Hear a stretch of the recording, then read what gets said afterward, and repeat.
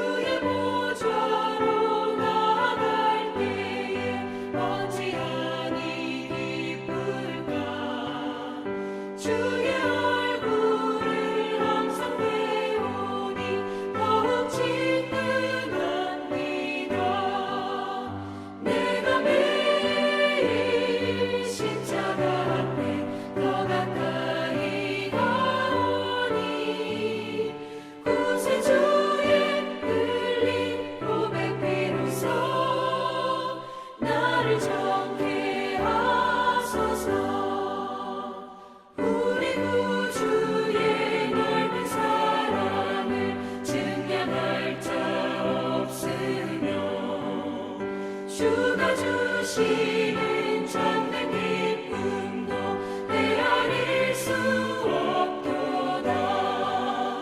내가 매일 십자가 앞에 더 가까이 가오니 구세주의 흘린 고백 비로소 나를 정케 하소서.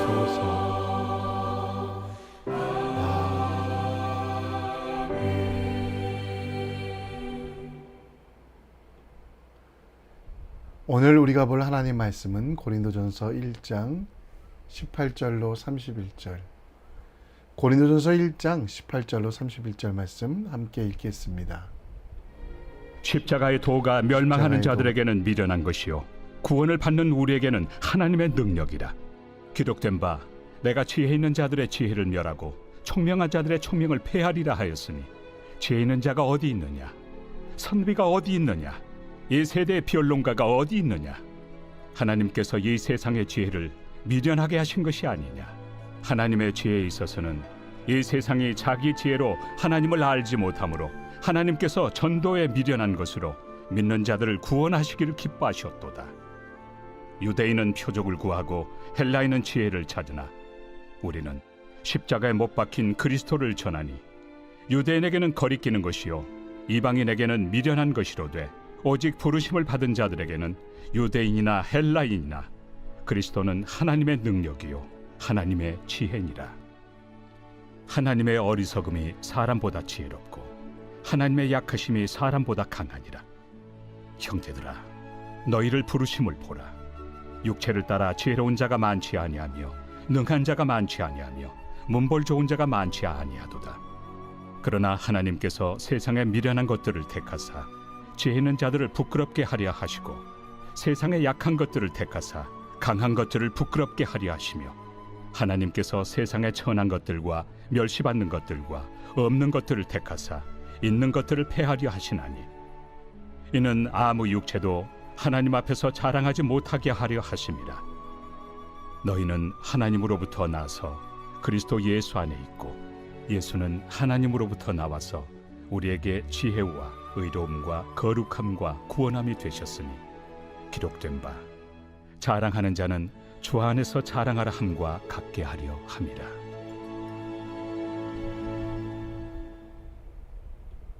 아멘.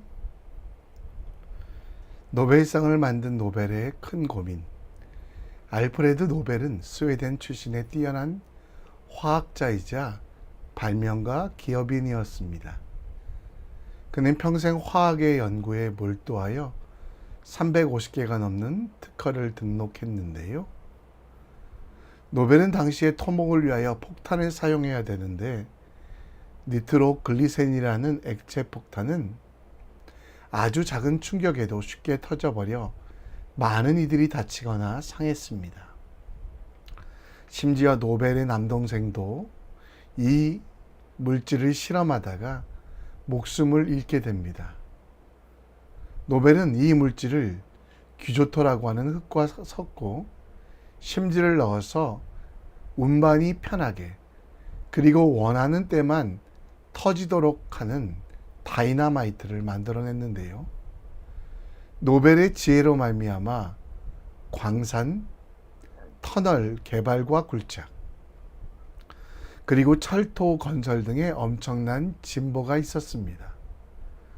하지만 이 지혜는 사람들의 욕심에 의하여 전쟁 무기로 쓰이게 되었고 결국 자신의 발명품이 생산과 성장이 아니라 파괴와 살인의 도구가 된 것을 괴로워했던 노벨은 자신의 전 재산을 들여 인류에게 공헌한 사람들에게 나누어주는 노벨상을 만들었습니다. 같은 지식과 지혜이지만 어떻게 쓰느냐가 그 가치를 결정하게 됨을 보여주는데요. 어떤 사람에게는 발전과 건축을 위한 다이너마이트이지만 어떤 사람에게는 파괴와 허물을 위한 도구로 쓰이고 있는 상황을 이야기합니다. 고린도전서 1장 18절로 31절은 세상의 지혜와 대비되는 십자가의 도와 하나님의 구원 섭리에 대하여 이야기합니다. 당시 고린도 교회에는 큰 능력이 있었지만 또 교리적인 발전과 많은 성경에 대한 연구가 있었지만 그 모든 것들이 사람을 위하여 쓰이고 있었습니다. 바울파, 베드로파, 아볼로파, 예수파가 나뉘어서 예수 그리스도가 중심이 아니라 사람이 중심이 되는, 그래서 유대인들은 표적을 구하고 헬라인들은 지혜를 찾으나 오직 잊혀져 가는 것들은 예수 그리스도, 곧 십자가에 못 박히신 예수님이었습니다. 이는 세상의 눈으로 미련하고 약해 보이지만 하나님의 미련함이 사람보다 지혜롭고 하나님의 약하심이 사람보다 강함을 이야기합니다. 하나님은 세상의 지혜롭고 강한 자들을 부끄럽게 하시며 약한 자들을 택하셨습니다. 따라서 구원받은 성도는 인간의 조건이나 세상의 지혜를 자랑할 수 없으며 오직 우리의 의로움과 거룩함과 구원함이 되신 예수 그리스도 안에서만 자랑할 수 있음을 보게 됩니다.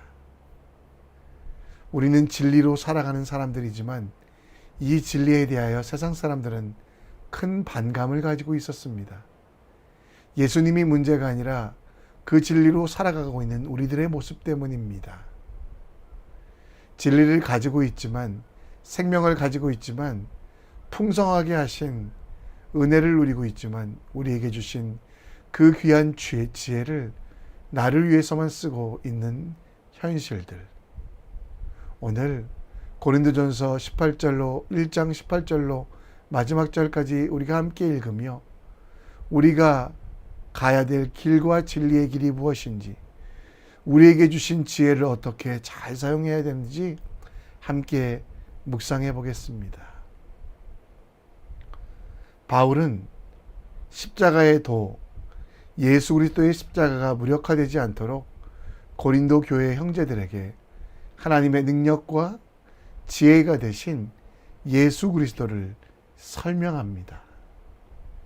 18절의 십자가의 도는 멸망하는 자들에게는 미련한 것이요 구원받은 우리에게는 하나님의 능력이라고 이야기합니다. 19절에는 하나님께서 지혜 있는 자들의 지혜를 멸하고 총명 있는 자들의 총명을 폐하리라고 하는데요. 이 말씀은 이사야서 29장 14절 말씀에 있는 대로 세상 사람들이 지혜를 가지고 자기를 위해 살아갈 때 그 지혜와 총명이 사라질 것을 이야기합니다. 지금 고린도 교회 안에는 바울파, 베드로파, 아볼로파, 그리스도파, 그들이 서로가 나뉘어져 자기에게 있는 작은 지식을 남들을 무시하기 위하여 자기의 이득을 얻기 위하여 사용하고 있는 모습들을 책망하고 있는데요.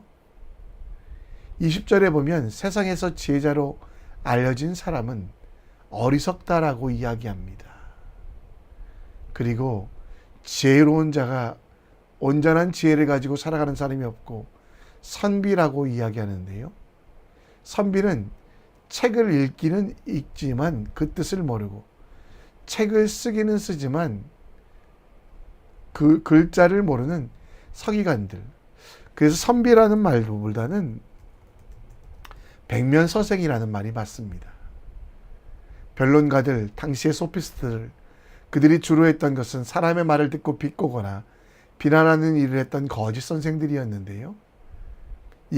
이 모든 것들이 다 무력화되었고 어떤 능력도 없다고 말합니다. 그래서 하나님께서 택하신 방법은 지혜. 세상이 자기 지혜로 하나님을 알지 못하지만 하나님께서 전도에 미련한 것으로 믿는 자들에게 구원을 주시고 능력을 주신다라고 말씀합니다.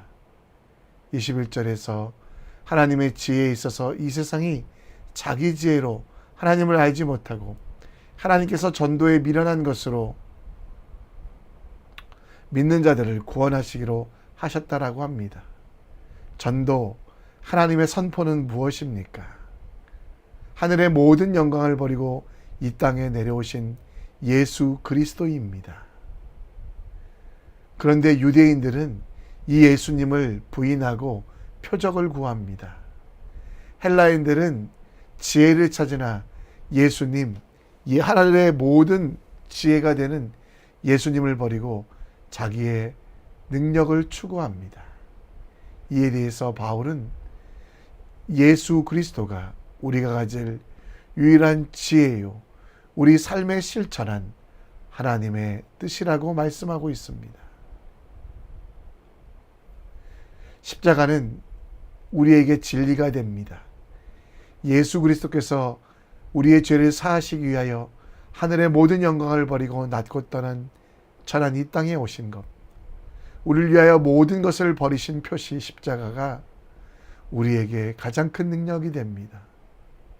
죽었고 부끄러운 자리이지만 이 십자가가 없었다면 우리는 저주 아래 머물고, 예수께서 십자가에 돌아가지 않으셨다면 우리는 영원한 심판 안에 있었습니다. 그의 낮아지심, 그의 겸손함, 그리고 그의 섬김은 말로만 하셨던 것이 아니라 진짜로 실천하셨기에 생명이 되고 능력이 되었다라는 것. 우리에게도 지혜는 머릿속에 있는 것이 아니라 손과 발에, 또 우리의 행함 속에 있습니다. 야고보서 2장 26절 말씀처럼 영혼이 없는 몸이 죽은 것 같이 행함이 없는 믿음은 죽은 것이라고. 지혜는 예수 그리스도, 그분께서 이 땅에서 살아가셨던 것처럼, 또 십자가 위에서 선포하셨던 전도의 진리, 그 삶을 바라보며 우리의 삶을 맞춰가는 것입니다. 신앙생활을 마음으로 한다고 생각하지 마십시오. 하나님의 뜻과 일치시키는 그것이 바로 신앙생활입니다. 그러기 위하여 먼저 하나님의 뜻을 알기 위하여 성경을 읽고 기도를 통하여 확신을 얻으십시오. 입으로 믿는 믿음은 많습니다. 생각으로 섬기는 철학적인 신앙도 많습니다.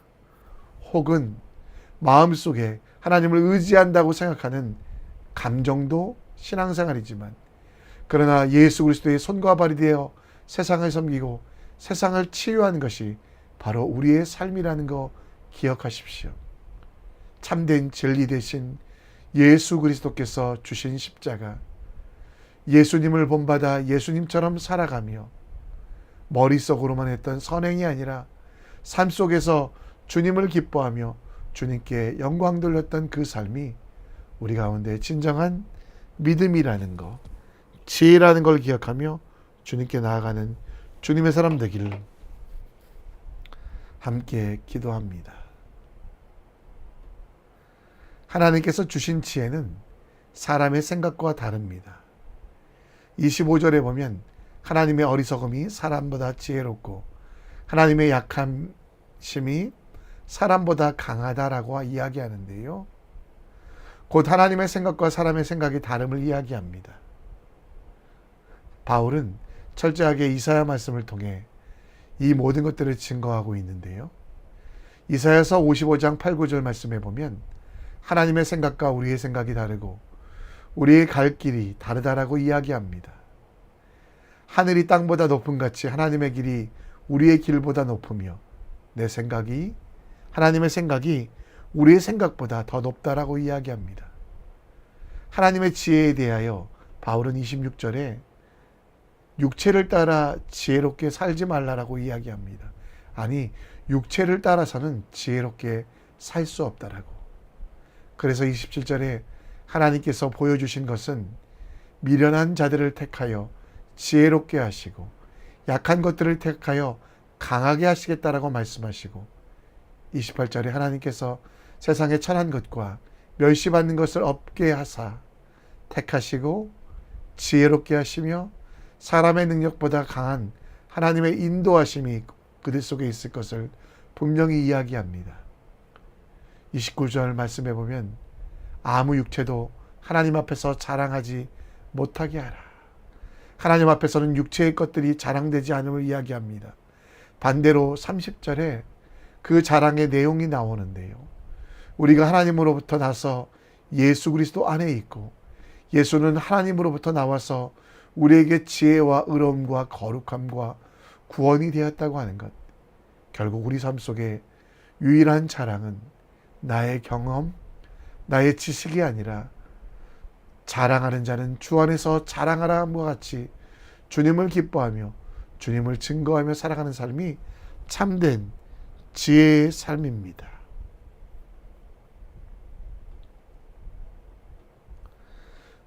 우리에게 십자가가 자랑입니까?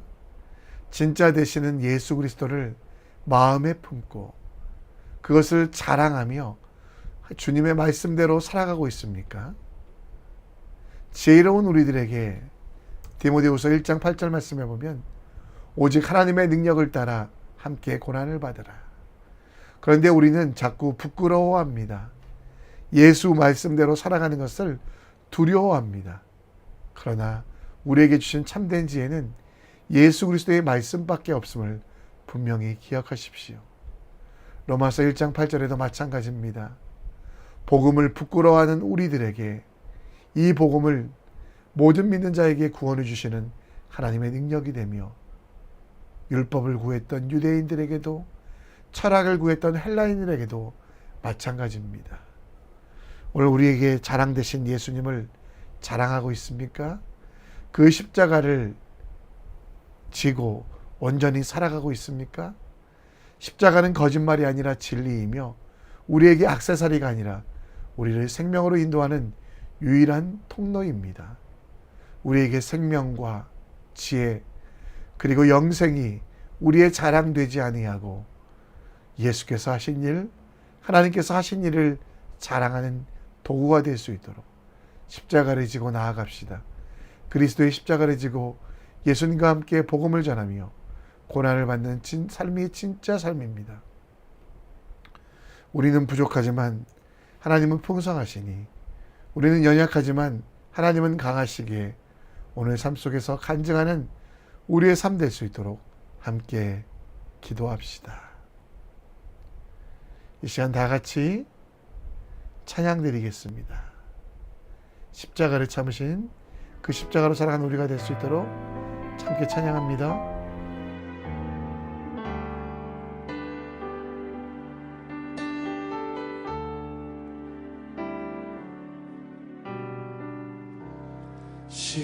십자가를 참으시 어린 양 예수 내 죄 씻어 주시고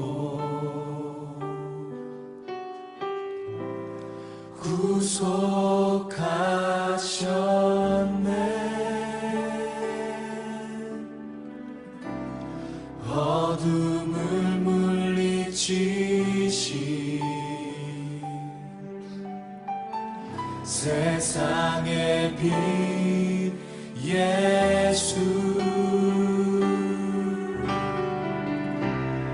영광의 빛 비추사 자유케 하시네.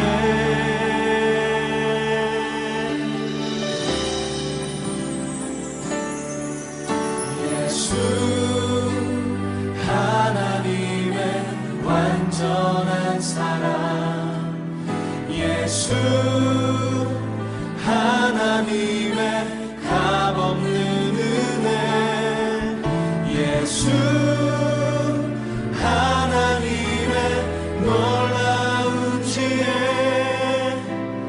아름다운 그 이름 예수 십자가를 참으신 십자가를 참으신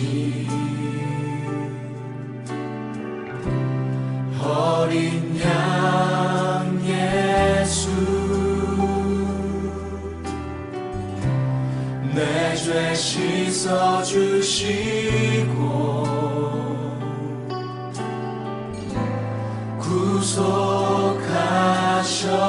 구속하셨네. 어둠을 물리치시 세상의 빛 예수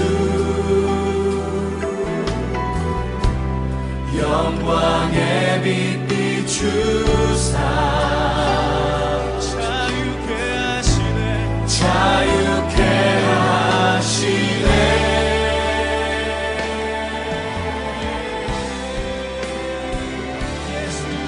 예수 하나님의 완전한 사랑 예수 하나님의 값없는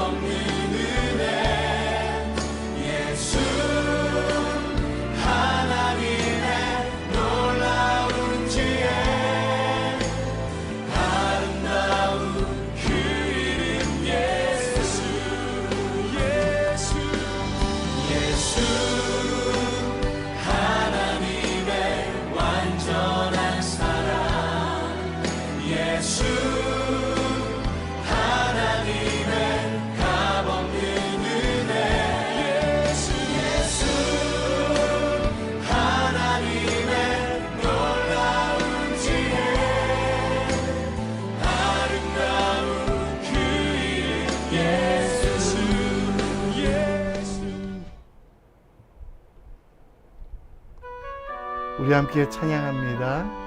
섬김과 봉사를 마음속으로만 생각하지 않고 손과 발로 실천할 수 있는 지혜로운 사람, 그리고 지혜에 따라 용기와 성령의 충만함에 힘을 주소서. 머릿속으로만 생각하는 것이 아니라 먼저 손을 내밀고 먼저 사고하고 먼저 도움을 주는 십자가의 도를 실천하게 하소서. 수요일은 열방과 민족들을 위해 기도합니다. 다 같이 선교사님들을 위해, 전쟁 중에 핍박 중에 있는 나라들 위해 함께 기도하셨으면 좋겠습니다. 이 시간 다 같이 기도합니다.